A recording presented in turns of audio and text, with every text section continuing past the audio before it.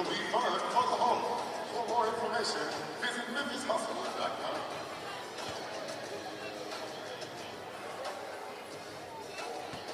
And welcome into FedEx Forum. We have a great matchup tonight, Avery, with the Grizzlies and Nets here at FedEx Forum. First of all, the thing that stands out to me, we've had these matchups with the Nets before. Ja Morant now 4-0 in his career against Brooklyn, but they haven't had both Kyrie and Kevin going at the same time. They're going to have KD and Kyrie Irving on the court with Ja Morant. First time that has ever happened.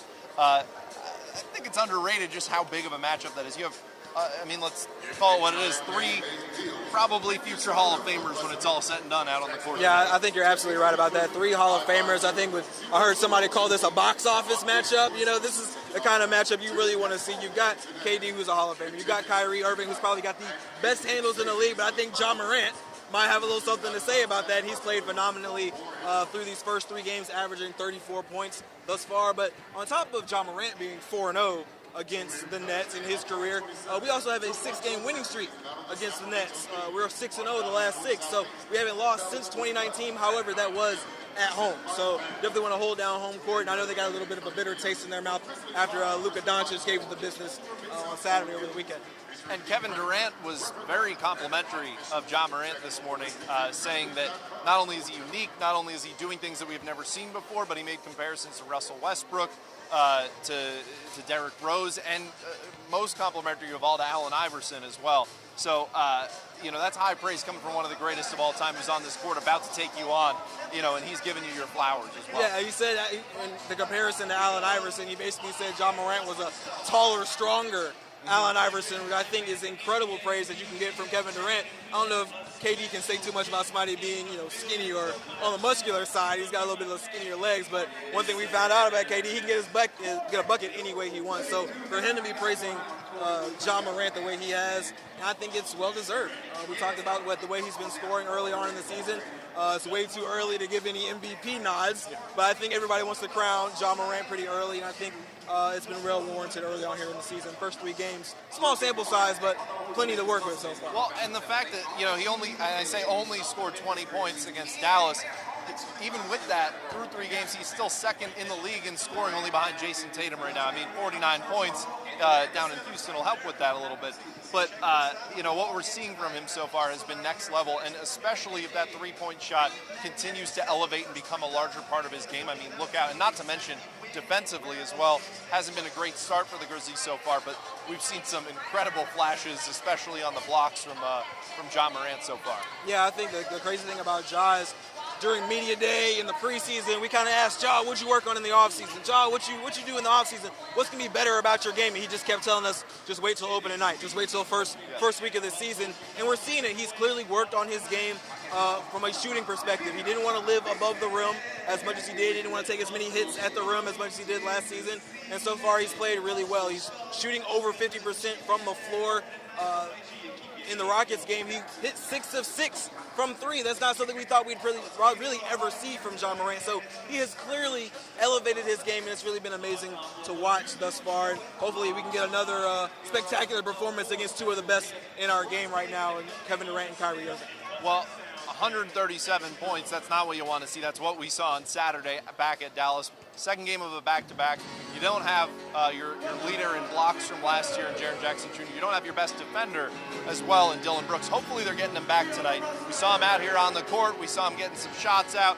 Looked like he might be good to go. Officially, game-time decision looked like on the right side of questionable for this one tonight. Yeah, Dylan Brooks, he came out, he did do his normal workout routine, warm-up routine, I guess you will, getting some handles in, but he really kind of gave everybody that wow moment there at the end of his warm-up routine. He went off the glass and dunked it. He's questionable with left thigh soreness.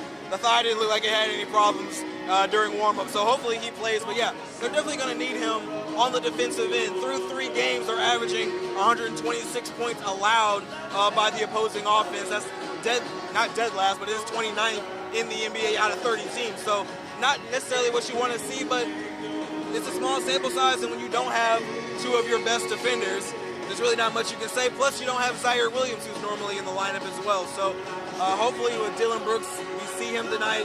Hopefully he doesn't look too rusty. It's going to be his first game of the year. Didn't play too much in the preseason either. So hopefully he gets in there and the defense looks good. one thing that the Grizzlies have been prolific at so far this year is taking three-pointers. They made it a major part of their game, taking 8 more threes a game so far. Again, small sample size, but through 3 games, taking 8 more threes a game than they did last year, 41.7, I believe, which is second in the league. And a big part of that has been the contributions of John Conchar being a little more aggressive offensively and comfortable as well, being a part of this offense. Yeah, John Conchar averaging 11 points and 6 boards in the starting lineup through 3 games. And we talked to him during availability earlier today during shoot-around, and he said that's all he worked on in the offseason. He obviously didn't expect to be in the starting lineup through the first week of the year, but he said he planned to be shooting a lot more. He planned to be aggressive with his shot, and you can tell it's really been panning off for him thus far. Ja Morant, he's been getting into the lane. He's magnificent at creating space for his teammates to get open threes. One thing Conchar told us was that Ja draws all the eyes. And so when Ja Morant is drawing all the eyes into the paint, the defense swarms in. It's easy cooking for John Conchar, for Dylan Brooks when he gets back. We're going to see a lot of the rookies. They've been shooting well. And Tyus Jones, they've been playing off each other. And Tyus Jones is a prolific three-point shooter as well. So I think we're going to see a lot of three-point shooting tonight. I think we're going to have to, because until they can get their full complement of players, that's just what they're going to have to do early on. It's also Memphis Hustle night as well. We haven't gotten you down to South Haven yet. You haven't been there, right? I have not been to a Memphis Hustle game quite yet. I said it was a little weird. I've seen a lot of red in the building tonight, and I was like, what's going on? It's Memphis Hustle night. So definitely one of those games. If you can't get to a Grizzlies game, you get to a Hustle game, you're still going to have equally as good of a time. You may not see as many high-flying dunks, because Ja Morant won't be there, but the Hustle definitely a good show themselves. All right, last thing. You said taking the Grizzlies, taking the Nets. What do you say?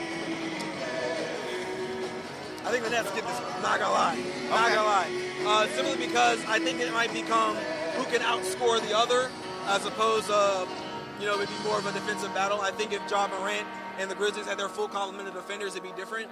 But if they have to outshoot Kevin Durant and Kyrie Irving, we could be in trouble. Well, Dylan Brooks was great defensively throughout last season. Dylan DeVille, they get him back. I mean, they managed to beat the Nets last year without Ja Morant, so I'm going to see the Grizzlies. I'll make you the villain here. I'll be the back. That's okay. Yeah. Hey, we'll check back at 10 o'clock. I'll be back in the studio with the 901. Avery will be here live telling us everything about what happened in this game. Grizzlies Nets tipping off at 7 p.m. See you then on ABC 24. That's the station we work for. That's the station we work for. How about that?